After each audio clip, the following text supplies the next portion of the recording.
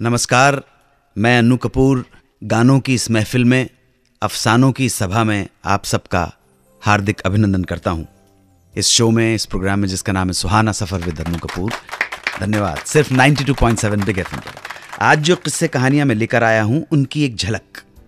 आज मैं आपको बताऊंगा उस हीरोइन के बारे में जिसे उसका स्क्रीन नाम देने के लिए उस जमाने में अखबारों के माध्यम से लोगों से सजेशंस मांगे गए थे, वोटिंग हुई थी, और जिस नाम को सबसे ज्यादा वोट मिले थे वही नाम उस हीरोइन को दे दिया गया। आज ही मैं बताऊंगा उस लेखक के बारे में जिसे स्वतंत्रता सेनानियों पर उपन्यास लिखने के जुर्म में नौकरी से हटा दिया गया था। उसने तब यह प्रण लिया कि जिस लेखन के कारण उसकी नौकरी गई है, उसी लेखन कार्य से वो एक दिन अपना नाम कमाएगा। कौन था वो, पता चलेगा आज। साथ ही आज मैं ये राज भी खोलूंगा कि लता जी की आवाज में गाया गीत, वो लेजेंडरी गीत ऐ मेरे वतन के लोगों जरा आंख में भर लो पानी, ये गीत पहले आशा भोसले गाने वाली थी, मगर उन्होंने इस गीत को गाने से क्यों मना कर दिया, ये सब जानेंगे आज की महफिल में। महफिल की शुरुआत करते हैं एक 12 साल की बच्ची की कहानी से, जिसने मधुबाला की एक फिल्म से इंस्पायर्ड होकर नकली तलवार से तलवारबाजी करनी शुरू कर दी। और एक दिन उसे तलवार चलाते हुए एक प्रोड्यूसर ने देख लिया। प्रोड्यूसर साहब इंप्रेस हो गए, इस बच्ची को एक फिल्म ऑफर कर दी। आप ताज्जुब करेंगे कि इस बच्ची को उसका स्क्रीन नाम देने के लिए अखबारों के माध्यम से लोगों से सजेशंस मांगे गए। यानी कि अखबारों में इश्तिहार दिए गए, एडवर्टाइजमेंट्स दिए गए कि भैया एक बच्ची है, आप बताइए, हीरोइन ले ली गई है, आप उसके नाम सजेस्ट कीजिए। वोटिंग हुई और फिर इस बच्ची को मिल गया उसका स्क्रीन नाम। ये बच्ची थी दोस्तों, तुम सा नहीं देखा, गूंज उठी शहनाई जैसी हिट फिल्मों की हीरोइन अमिता। ये सब कैसे हुआ, गौर से सुनिएगा। बात उन दिनों की है जब 1951 में मधुबाला और प्रेमनाथ की एक फिल्म आई, बादल। शंकर जयकिशन का म्यूजिक था और इस फिल्म में मधुबाला ने तलवार भी चलाई थी। मुंबई में रहने वाली एक बच्ची जिसका नाम था कमर सुल्ताना, इस बच्ची ने फिल्म देखी और वो जबरदस्त फैन हो गई मधुबाला की।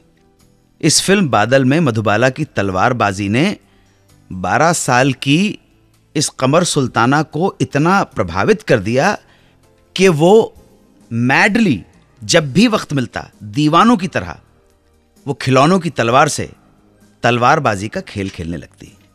और खेलते खेलते जाहिर है कि वो अपने आप को इमेजिन करती थी कि जैसे वो बादल फिल्म की हीरोइन मधुबाला हो।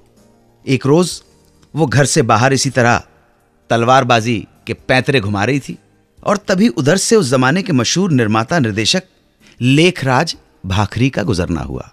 भाखरी साहब की नजर उस बच्ची पर पड़ी। पहली ही नजर में वो बच्ची भाखरी साहब को इतनी भा गई कि उन्होंने गाड़ी रोकी और फाइनली वो पहुंच गए उस बच्ची के घर। बच्ची के पेरेंट्स से मिले और ये इच्छा जाहिर की कि भाई मैं चाहता हूं कि ये बच्ची फिल्मों में काम करे, मैं ऐसे लेना चाहता हूं अपनी फिल्म में। मामला बन गया, इजाजत मिल गई। वो फिल्म थी 1953 में बनी ठोकर, जिसमें कमर सुल्ताना को एक फिल्मी नाम यानी जो स्क्रीन नेम होता है दिया गया और ये नाम था जय जयवंती। उन्हें जो अगली फिल्म मिली वो थी 1953 में ही बनकर तैयार हुई फिल्म श्री चैतन्य महाप्रभु। इस फिल्म के निर्माता विजय भट्ट ने अखबारों में ऐड देकर, विज्ञापन देकर लोगों से पूछा कि भाई आप ही सुझाव दें कि हीरोइन का नाम क्या होना चाहिए। लोगों ने सुझाव दिए, वोटिंग हुई और जिस नाम को सबसे ज्यादा वोट मिले वो नाम था अमिता। दोस्तों, कमर सुल्ताना नाम की वो बच्ची आगे चलकर अमिता नाम से मशहूर हुई। वापस आकर बताऊंगा उस लेखक के बारे में जिसे स्वतंत्रता सेनानियों पर नॉवेल लिखने की जुर्म में नौकरी से निकाल दिया गया। उसने तब ये कौल लिया था, प्रण लिया था कि जिस लेखन के कारण उसकी नौकरी गई है वो उसी में नाम कमा के बताएगा। कौन था ये? जानने के लिए सुनते रहिए सुहाना सफर विद अन्नू कपूर, सिर्फ 92.7 बिग एफएम पर। 92.7 बिग एफएम पर सुनते रहिए रेडियो का number 1 show Suhana suffer with Annu Kapoor.